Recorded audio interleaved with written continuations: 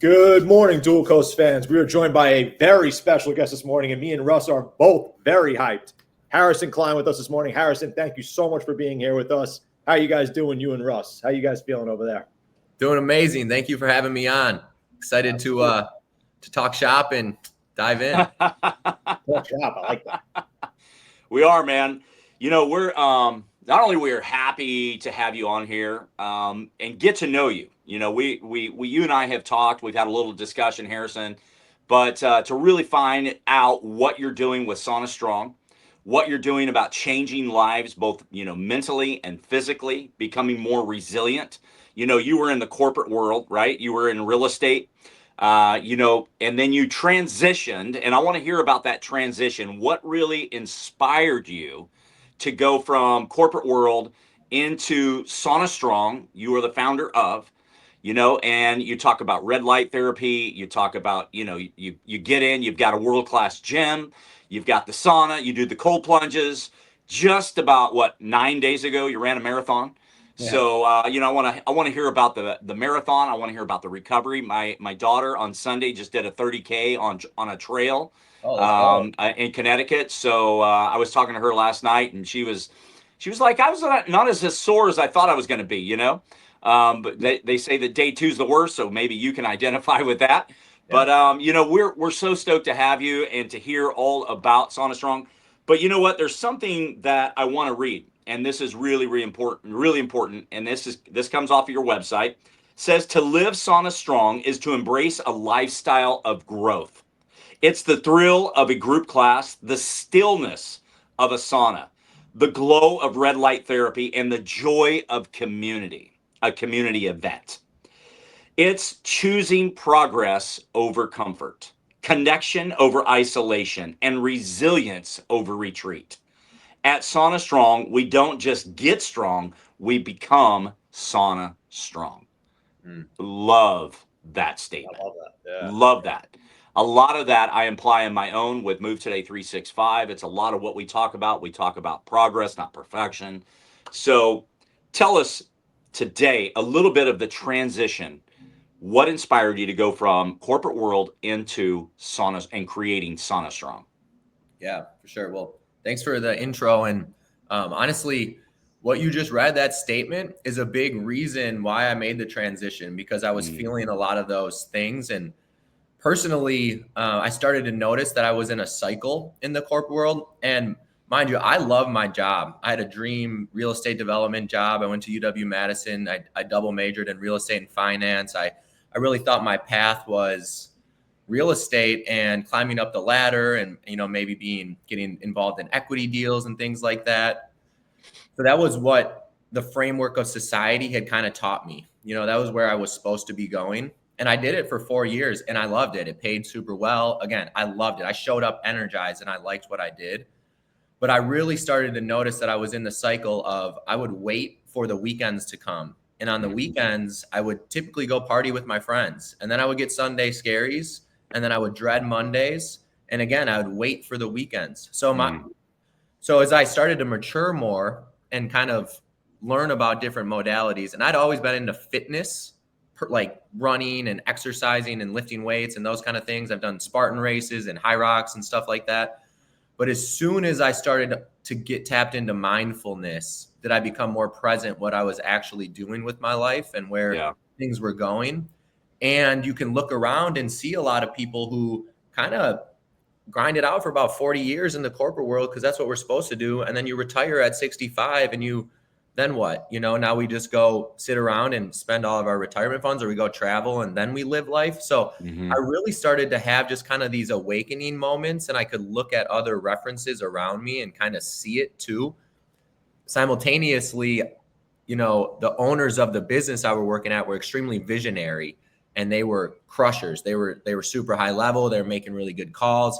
They were in these positions where all they had to do was say yes and no. And that was super empowering. It was cool to see their vision. And instead of like building 2 apartment complexes, we're going to build 11 next year. And it's like, we don't even have enough capability or resources to do it. So how are we going to do that? We're going to figure it out. We're going to get uncomfortable and grow in that way. So there were a lot of little signals coming. But then I learned about Wim Hof.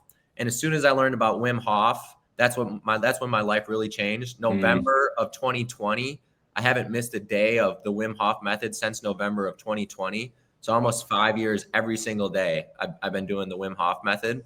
And then I pair it with jumping in the cold water. But when I started I would do the Wim Hof method in the morning before work, and then I would jump in an ice bath, which at the time I bought a chest freezer and I put it in my basement, and I would fill it up with a hose and I would turn it on overnight. It'd get down to like 32 degrees. It's like a $400 DIY ice bath, before this world kind of exploded and everything. And I was doing that because my job started to become more stressful, and I would have to go give presentations or speak to city council and do these things. And I would be thinking about those presentations or speeches like 2 weeks ahead. So then every single day leading up to it, I'm just kind of bullying myself around thinking about one thing that's going to come up instead of being in the present moment. Again, kind of like wishing life away or like letting life just go past without being fully alive in it. So the Wim Hof method kind of showed me how to be more present and calm, because when I'll explain Wim Hof. We'll probably get into that a little bit more later, but Wim Hof is this deep, powerful breathing method. You do about 30 powerful breaths to super oxygenate your muscles and tissues and really get kind of like your brain buzzing. It puts you into fight or flight. And then you go into an extended breath hold. So you exhale to like a happy place, and then you just hold your breath for as long as you can, basically. And when you're in that breath hold is when it's the most quiet time of your life. It's when you can receive your intuitive messages, or you get clarity on decisions. And in my case, I started to be like, wow, maybe my calling and purpose here is something else than this corporate real estate development world. And if you do it every day, day in and day out, it starts to become a part of you. And then I would start to journal about it, and I would write, and I was like, is anybody else doing breathwork and cold plunging around here? So then I started to look at other communities, and I was like, wow, well, maybe instead of going out on the weekend, I want to go find a health and wellness event that's doing breathwork and cold plunging, but no one was doing it, And if you don't have a community, you build your own community, and that's it. If you really can put yourself out there and have a good mission and purpose, it will build. So I just started to do those things on my own while kind of working in the corporate world still. But we would go to frozen lakes in the winter in Minnesota. We'd have big groups of people. We'd do a little workout, some breath work to prime ourselves. We would do Wim Hof. Then we'd all jump in the cold water together. And it was the best days. It was such a vibe. We didn't even have saunas at the time. It was just like a group of 20 people from Minnesota just being kind of fools, and then being so high on your own supply. And that's awesome. When I really saw how powerful the after effect was and the community building, and then when you drive home that night and you go sit on your couch or whatever, your heart's just so full and you're so fulfilled. Money couldn't do anything like that in the past. No vacation could do anything. It was the experience and the relationships with the community that was built, and pushing yourself out of your comfort zone is where you find growth. That's part of that passage you read, but growth and comfort don't coexist, So as soon as you get to grow with other people and get uncomfortable, you create this bond like you've been friends forever. It doesn't matter if that's a CEO and a janitor. Like, no one cares about their title. No one had any ego. It was just this pure, authentic experience, which is what we're supposed to be here for, And all of those kind of things just built up in me. So it was the Wim Hof method to visionary CEOs to going to do these events on the frozen lake and seeing how powerful it was that made me make the decision to take the leap and then start Sauna Strong. And one more thing I'll add in is like 2 months before I quit in April 2022. I stopped working then. We did a retreat with Jesse Itzler in February 2022. Jesse does these big mastermind groups. And he saw us on Instagram jumping in a frozen lake. One of his videographers happened to be at the lake on a December day. It was beautiful. And me and a buddy went to jump in the frozen lake, and she saw us and videotaped it and sent it to Jesse. It was like, what these schools are doing in Minnesota. And about a week later, he hit us up on Instagram. And Jesse just reaches out to people, and he's like, I like what you guys are doing. Like, can we do something with you? Yeah. So we ended up hosting one of his Elite 365 mastermind groups on Deer Lake in Wisconsin, about an hour away from Sauna Strong. He brought 35 people there, all like CEOs from New York and Texas and all these different areas. And we exposed them, we put them in the cold water. We showed them how to breathe.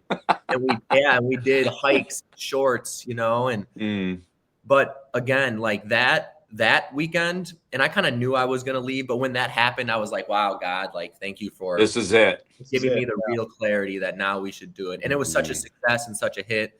And then we kept doing some retreats with Jesse and got some cool opportunities through the breathing and cold and sauna space. And then about 6 months later, we started Sauna Strong, and, you know, and fast forward 2 years after that, here we are, and we got a strong community, and been very fortunate to get to lead and facilitate for thousands of people and really help them get into that uncomfortable zone that they can manage with their breathing. And that's where resilience comes into play. You know, it's like, can you control yourself in the stress? And this controlled stress, like cold, we can just use that. You could use exercise or sauna as well. That's all stress. So is a breath hold, a super long breath hold is a stressor in ways. But if you can put yourself in a deliberate, stressful environment and teach your nervous system how to control that stress all through breathing and in this guy, the mind, then when life hits you with these unexpected stressors, which are just inevitable for all of us, like it's going to happen, our nervous system will respond instead of react. And I think that response versus reaction is so powerful. One example I always give is just getting cut off in traffic. Like if you get cut off in traffic and you react and you flick someone off, like you didn't win anything. Nothing got better there. But if you get cut off in traffic and you take a deep breath and you're calm and you just like let it go, you know, like that was like a positive thing. Instead of triggering yourself and kind of cringing your nervous, you just relaxed, you know, and like that's something that happens to all of us. A kid could be our daughter, son could be triggering us too, and we could react to them, or we could respond and kind of like balance out that conversation. A sister and brother could be bickering, you know, instead of trying to win that bicker fight, like take a breath, kind of like see what you want to deliver, but then you'll just have a whole different dialogue, you know? And so I think controlling our nervous system in these stressful environments is one of the most important things for every human, because we all have a nervous system and we all experience stress. So yeah, yeah, no doubt, man. Amazing. Very well said, man. I love that. I love your transition. That's fantastic. Yeah. You know, a lot of people don't want to get uncomfortable, right? They don't. And to be in that state, you know, of mind of saying, I want to leave this to go do something else and to step out is scary for a lot of people, you know? Yeah. So, compliments to you for, you know, for stepping out, you know, and knowing inside what you need to do. Yeah. Sorry to interrupt you, but it was scary too, you know? Oh, yeah. Like, I don't want to make it seem like to other people that it wasn't scary, but there's a difference between pursuing what fills you up and getting through that fear. It's what you do with the fear too, you know? That's right. Like, how do you respond to that fear? Yeah. But it's not like it's just going to be kosher and easy and fun and all about sauna and cold plunge, you know? Like, there's a lot of like scary, hard times, lonely, dark, you know, it goes all across the board. But again, that's where the tools come into play. That's right, man. Good job. Yeah. Amazing, man. Amazing. Harrison, something you touched on before, community seems to really be at the heart of Sauna Strong. And the same thing goes for Russ here with Move Today 365. Community is the heart of both of you guys. How would you say this group work or group breath work and shared exposure to stressors amplifies everyone's results and responses as opposed to just the solo work on their own? That's such a good question. Yeah, I mean, first off, we're supposed to be in community and around people. I always go back to evolutionary times or primal times where we would build a fire and we were probably sitting around that fire trying to wait for some food to come back. But we were in community around that fire to stay warm and stay alive and be with each other, you know? So it just seems so important to have people around you. And I think today is very isolated and it's easy to be on our cell phone. It's easy to just go to work and then come home and not really experience other things.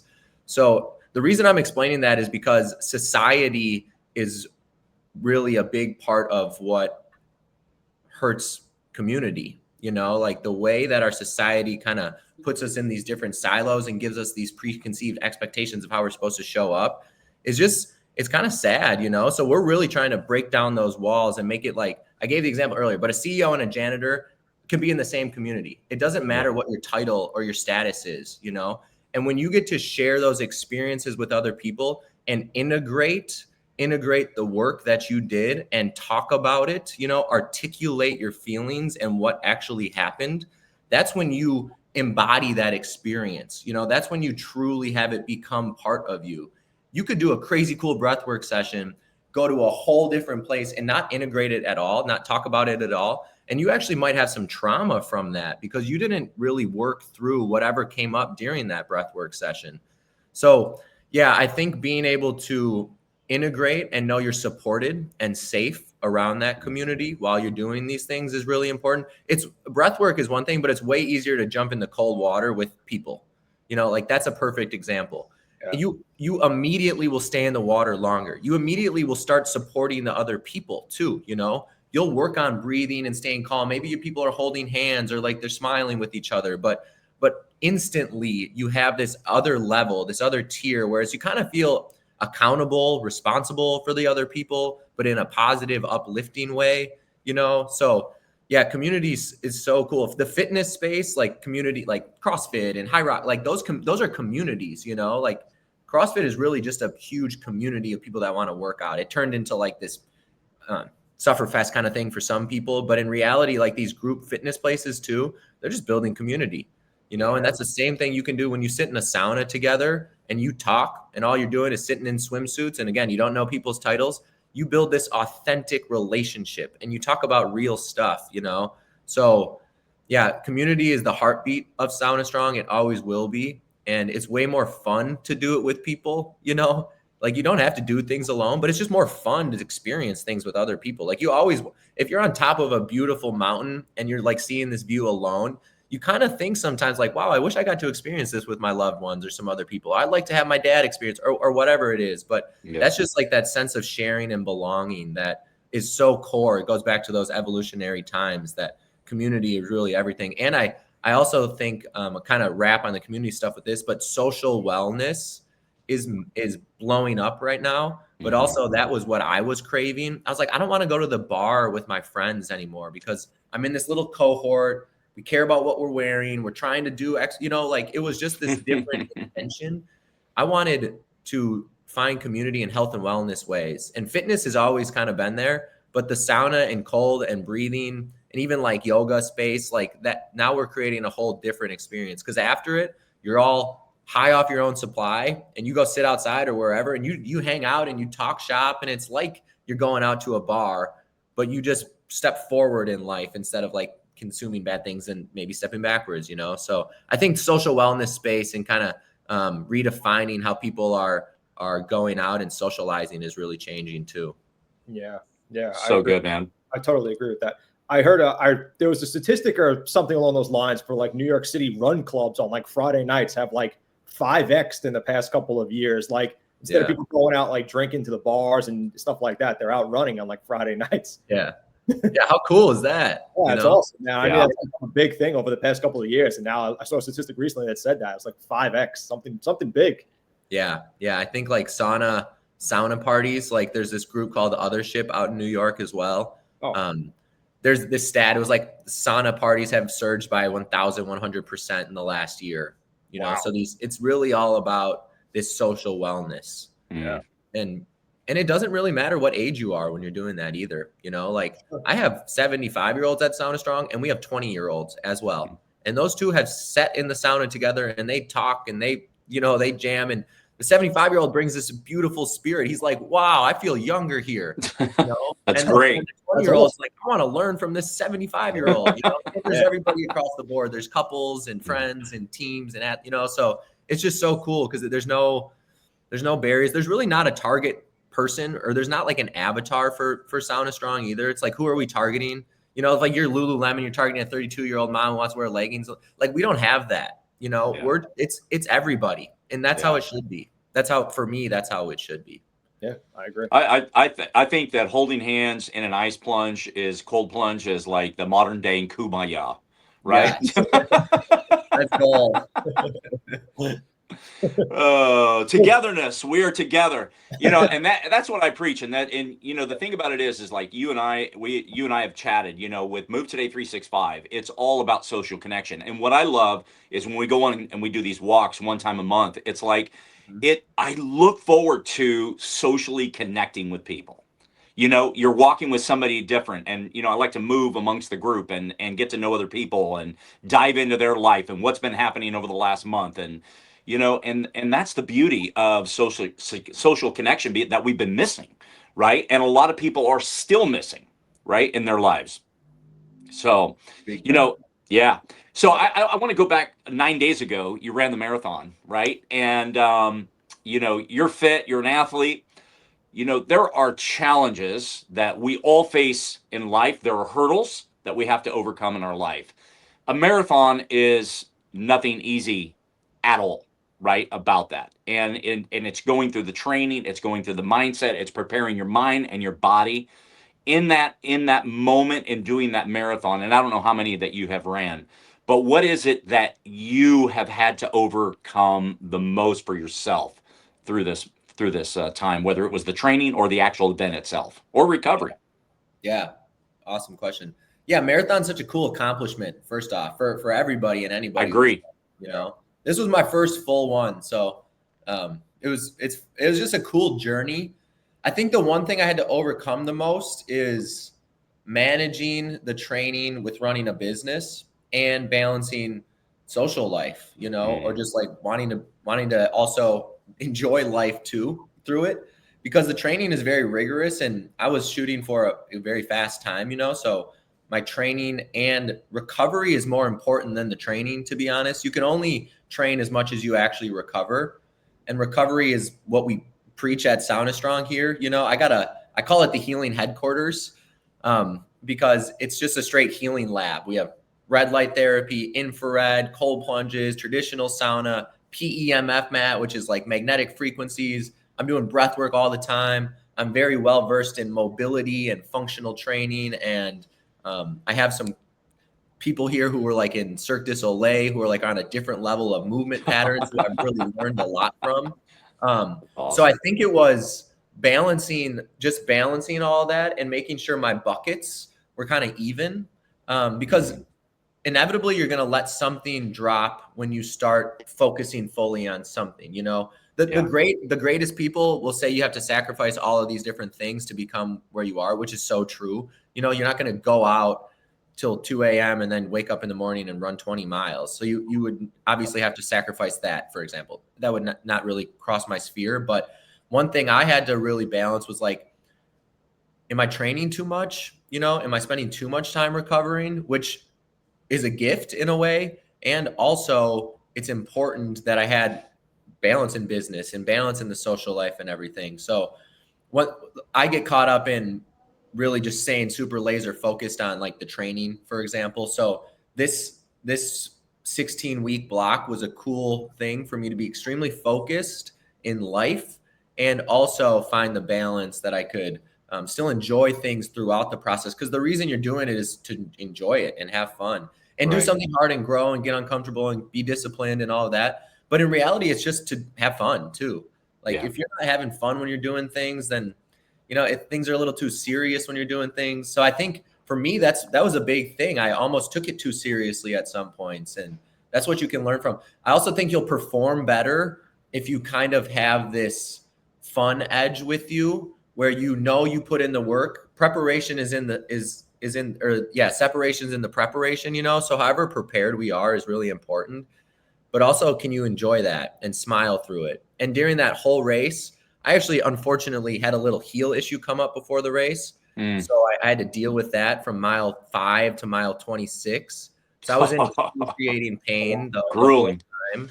And I was shooting for like 6:20 per mile, for 26 miles. And ever since mile 8, I was like, wow, I can't go any faster than 6:30s because my stride changed because my foot hurt so much. And then I was going to like 6:40s in the second. So then I was just like praying and smiling and enjoying and suffering through the pain and just experiencing all these different things the whole time. And I got it done, and I'm proud of my effort. Overall, I wanted to be a little faster. I did it in 2 hours and 54 minutes. But again, like I learned so much during the process. I'm really proud of how I showed up, and breathing is such a cheat code for running. Breathing is such a cheat code for everything in life, but I was so focused on my breath that whole time that I didn't allow that pain to have a name.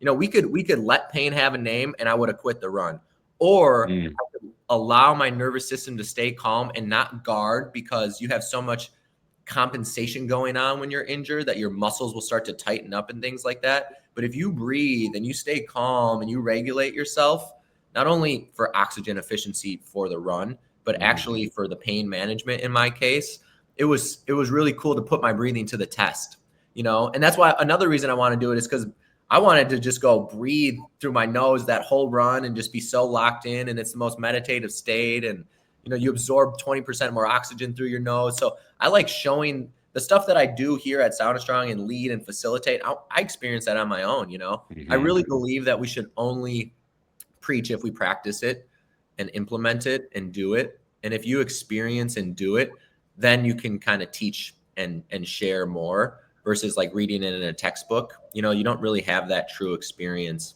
That's why like getting out into the real world is so important. And that's why like going on and talking to everybody is so important, because you just get these different like perspectives and experiences.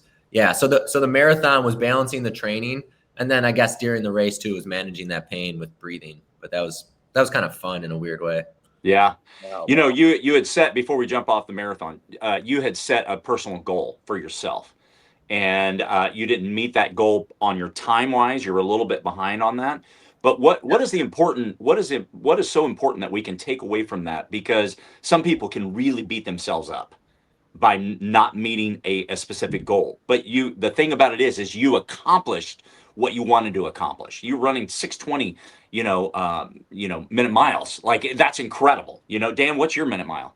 Yeah, it's 15, 17. But you know, so the thing about it is we set a goal, and the most important thing is that we keep going on, right? And even if we don't meet that goal, what we want to do, you know, you talked about, you know, having a heel pain from 5 to 26 miles, like, you know, having to overcome that and stay to the grind all the way through that. Like there's that process, there's that learning and overcoming your mind and overcoming your body. You know, can you just touch on that real quick? Yeah. So yeah, and the goal thing is really interesting as well, because you can set all the times, you know, but then stuff can happen. Absolutely. It could be an 80-degree day. You know, it could be super windy. Like, you can only control what you can control, and you can only show up how you can. Very well said. Show up, you know. So as I was leading up to the race, I set those things because it helps training, it helps all that. Sure. It helps you accomplish things. And also, when I showed to that start line, all I said to myself was, I'm going to give it my best effort today. You know, I'm going to do my best. Instead of being so results driven, I really kind of just surrendered that, because I already put in all the training. You know, I already did all that work. So on race day, on performance day, on the day that you have to go show up and make those things, you just got to show up your best self, you know, instead of being like, I got to go hit 245 today. I really was just like, dude, if you show up, you will achieve that. And maybe you'll achieve better and greater. The only limits that exist are the ones we put on ourselves. You know, limits are so self-imposed. So if we're putting these limits on us and saying that we can only run XYZ fast, then we're really going to actually probably experience that in life. But as soon as you can take that governor off in a way, and there's a balance of how much you take your governor off, because you don't want to kill yourself or anything, but you can experience just like the most beauty and the most euphoric sensations because you don't have anything attached to it, you know? So the goal is super cool. And also there's this beauty of having a goal and trying to hit milestones and be successful, but also just showing up and doing your best. And hopefully you go crush those goals, you know? So I'll keep setting goals. And then when I get there, when I get to that day, I do breath work, I meditate, I get my mind just super calm and still. And I'm like, dude, just go show up, go perform. Like, you already did all the work. That's it. Amazing. Nice job, man. Incredible, man. For the record, Russ, you beat me to the mile joke I was going to ask you. Got to be quick, Dan. Got to be quick. Got to be on it. Harrison, you built a brand that integrates faith, family, community, resilience, mindset. For someone who's listening right now who feels stuck and feels unmotivated, what would you say would be the first actionable step that they could take, or you would recommend for them to start developing discipline, in body and mind. Yeah. Beautifully said. First off, faith is so important.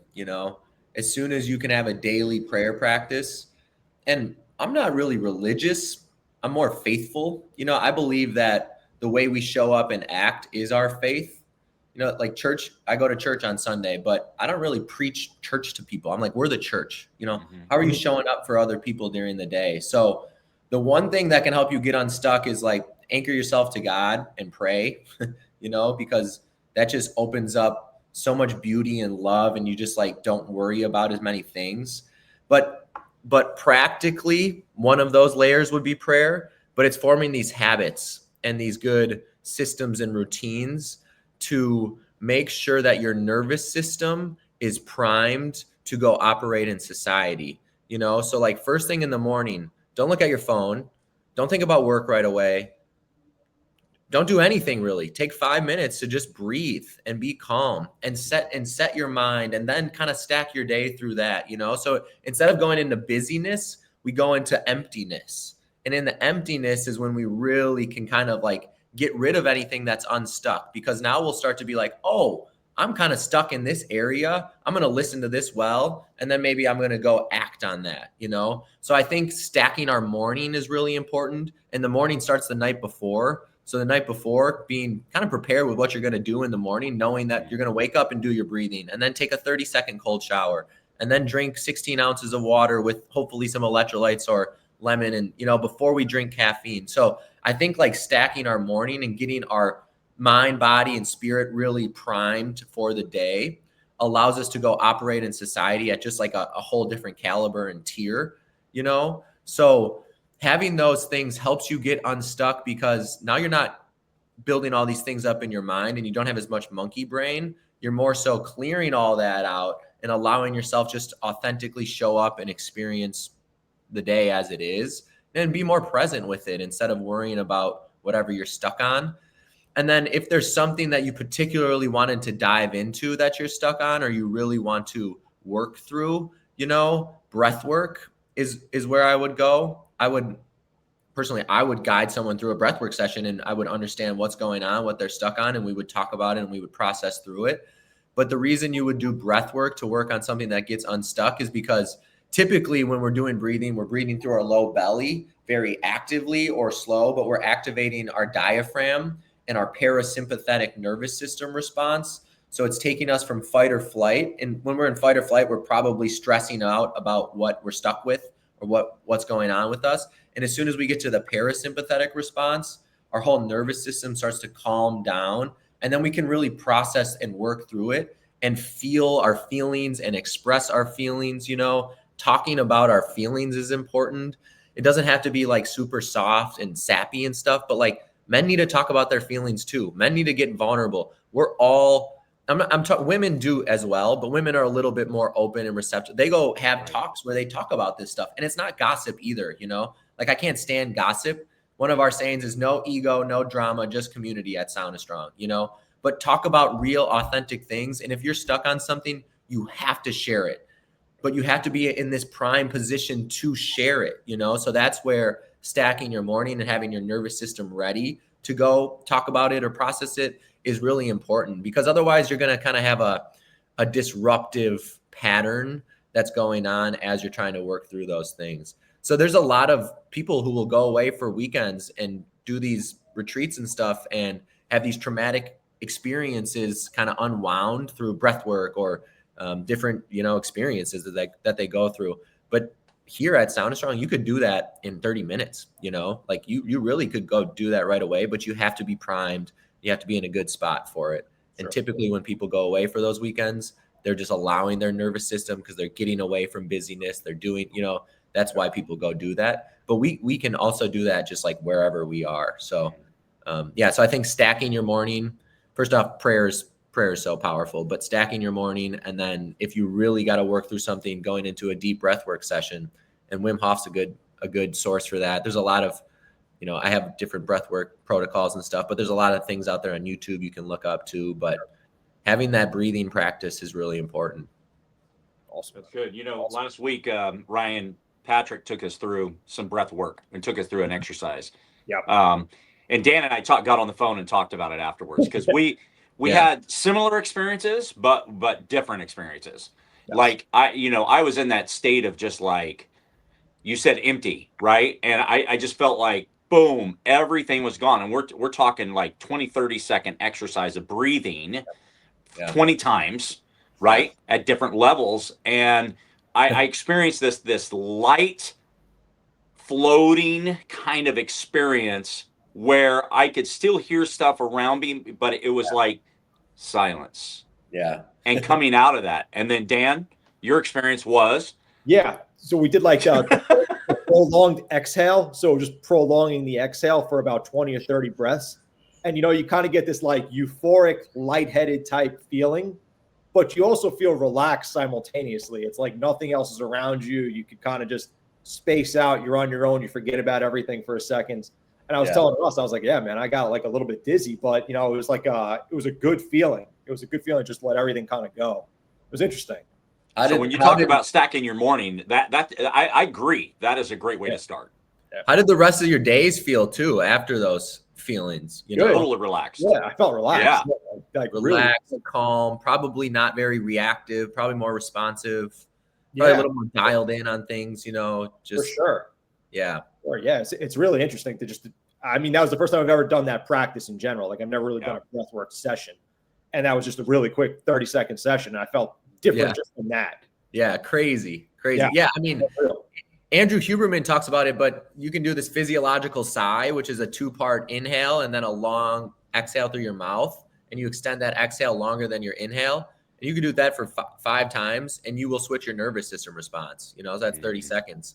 Yeah. But the fact that you can go from this fight or flight, anxious, worry, scared, fearful state to just calm, peaceful, mellow in 30 seconds is like for free.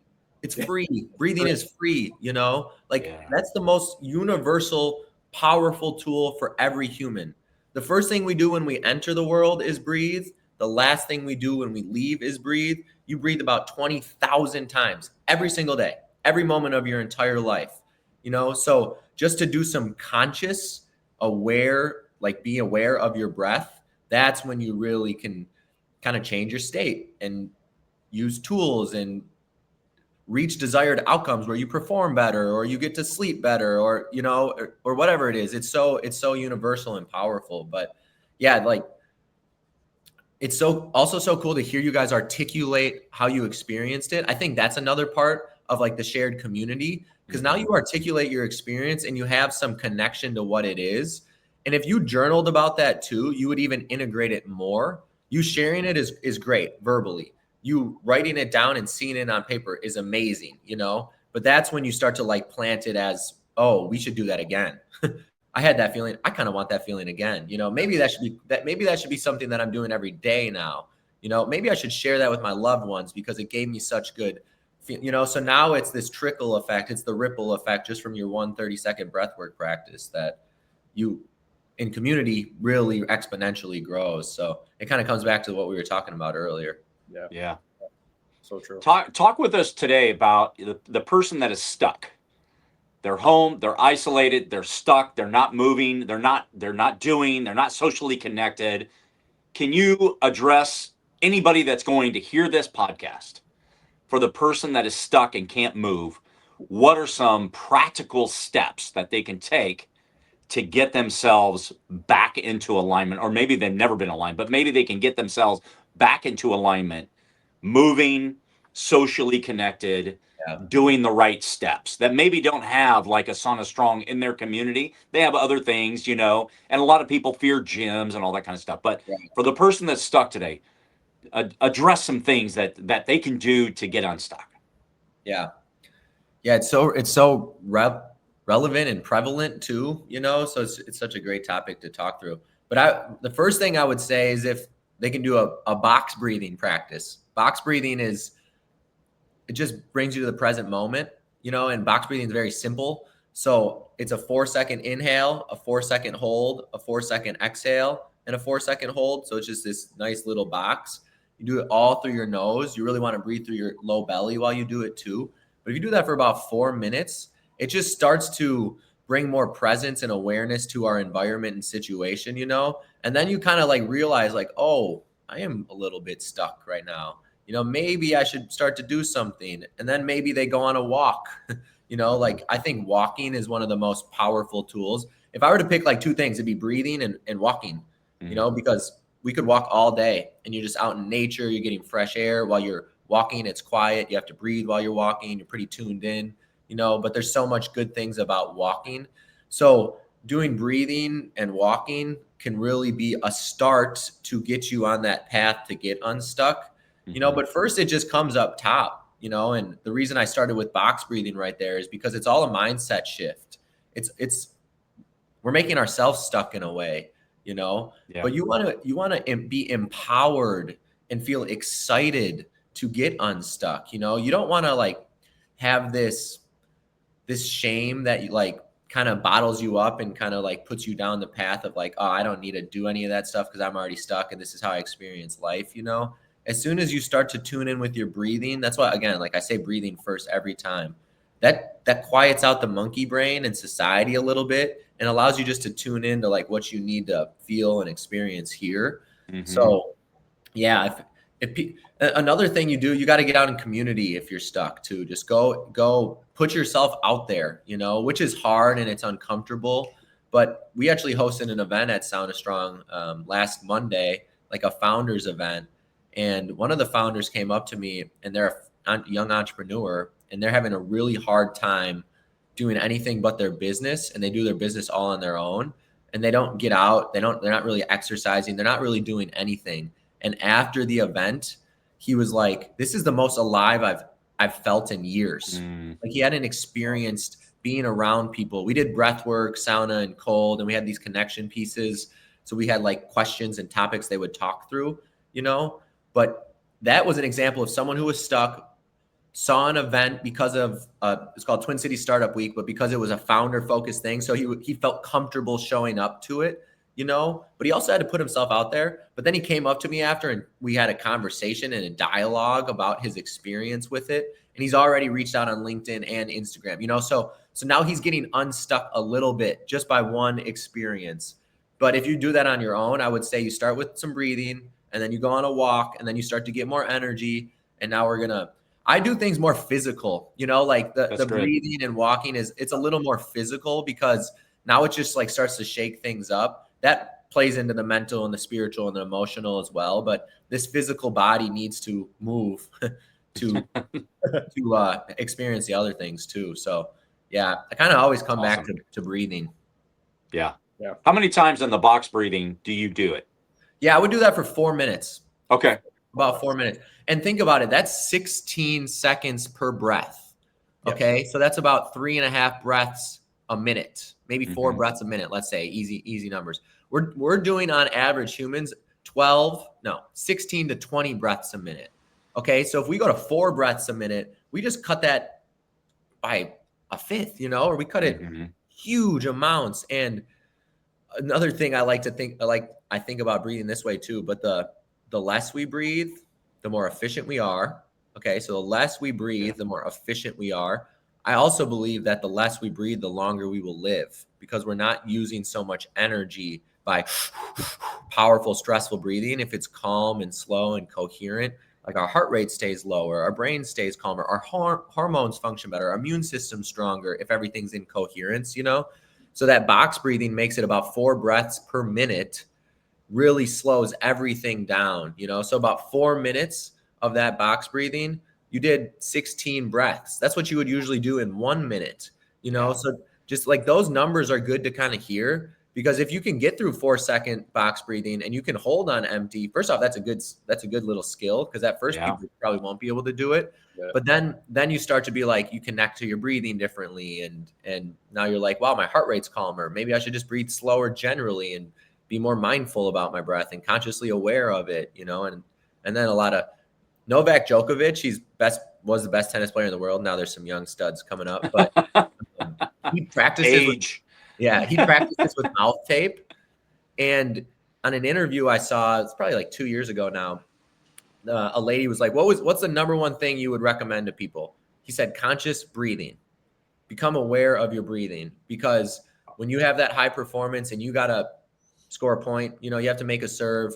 Like if you're rattled, you are not going to perform well, but in anything that goes on this podcast, if we're all in fight or flight and our heart rates are high and we're anxious, like we're not going to have as good of conversation. We're going to be more nervous. And if you go on a stage and your heart rate is jacked up and you go try to present, you're going to not speak with your heart. You're going to be way too much in your brain, and you're probably not going to articulate your message as well. And those listeners in your audience probably isn't going to receive the message as well either, just because of your state and your experience. So that 4 minutes of box breathing could be done before a presentation as well. A lot of my professional athletes do it after a hockey game, for example. They tend to have a hard time shutting off after any game, but I'm working with some hockey players, and they do box breathing on the bus or in the hotel before bed or on the airplane, just to kind of put themselves in that parasympathetic response, and it's cool. That's a tool right there. It's a great tool. It's amazing. Yeah, we did another exercise with Ryan last week, and Dan and I both didn't really like. It was difficult because he was saying we were doing these quick breathes and then hold. And he said, if you can hold for 25 seconds, that is excellent. But he said most people are like 6 to 7 seconds hold, which is where we were, struggling to find anything beyond the 6 and 7 seconds. Are you guys holding on an inhale or exhale? We were holding on exhales, I believe. Yeah, it was exhale. Yeah. So I'm just going to nerd out for a second, but when you exhale and hold your breath, carbon dioxide builds up in our system. Carbon dioxide and our diaphragm are what trigger us to breathe. So if we have a low carbon dioxide tolerance, or we're really sensitive to carbon dioxide, it will make us panic fast, and it will tell us we have to breathe. You did not have to breathe in that environment, but your nervous system didn't really know what that experience was yet, and probably if we talked through it beforehand and you heard this beforehand and then you go into it, you probably hold your breath a little longer because you know that you're going to experience panic and a little bit of sensation of drowning or air hunger, but that's okay. It's okay to experience that. Can you stay calm with it, And then you can develop carbon dioxide tolerance, so you can become more efficient with your oxygen delivery by allowing more carbon dioxide to build up in your system. And then you would hold your breath longer. But you can also strengthen your diaphragm. Your diaphragm is this pizza-sized muscle in the middle of our belly that when we inhale and exhale, it moves up and down. It expands our ribs and contracts our ribs. It's like the main driver of our respiration.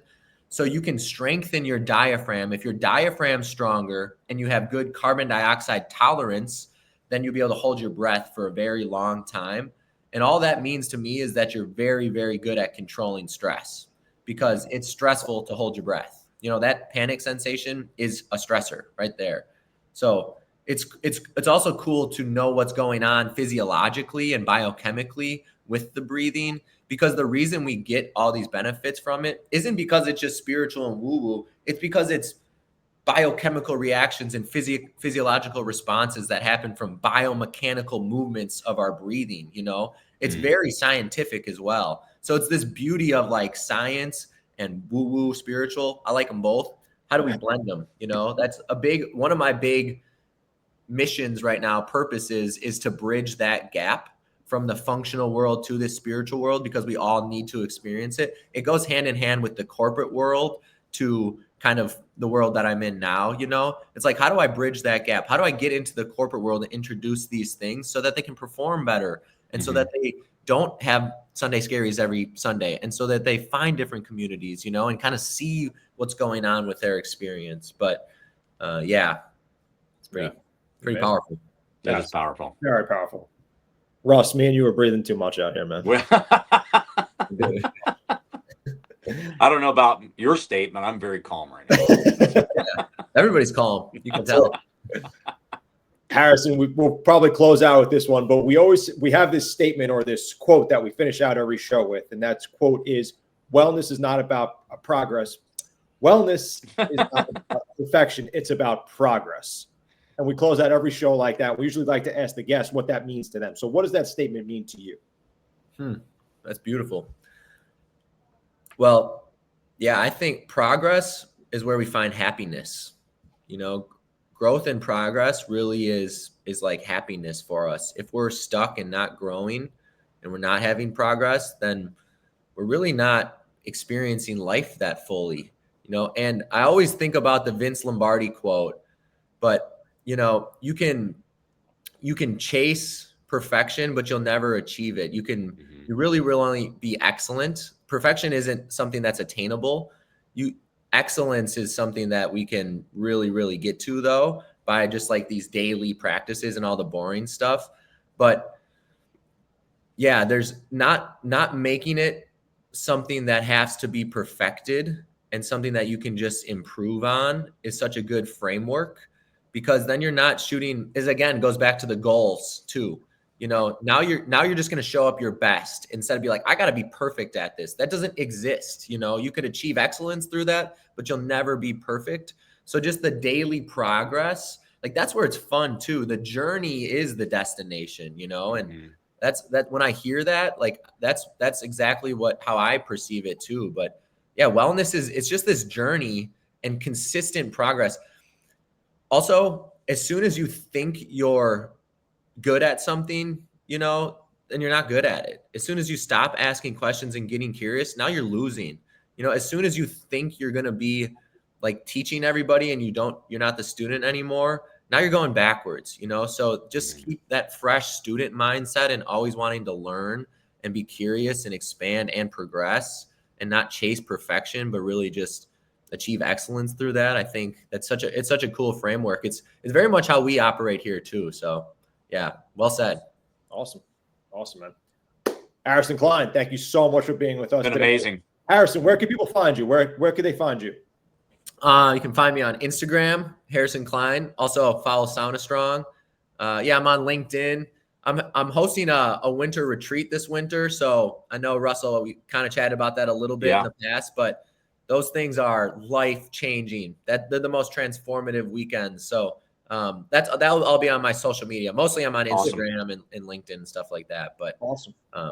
Yeah. Dan and Russell, you guys are where it's at. Like, I love this. It's such a cool mission and concept and purpose, and I'm excited to share it with my people, but I really appreciate you guys doing this and having me on, but also just the global and bigger mission and purpose is so powerful. So thank you guys.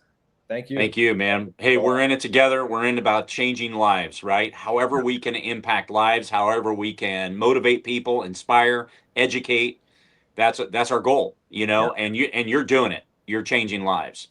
So just like, you talked about, the 75-year-old, you talk about the 20-year-old, it's bringing people together, and those people coming together help change lives.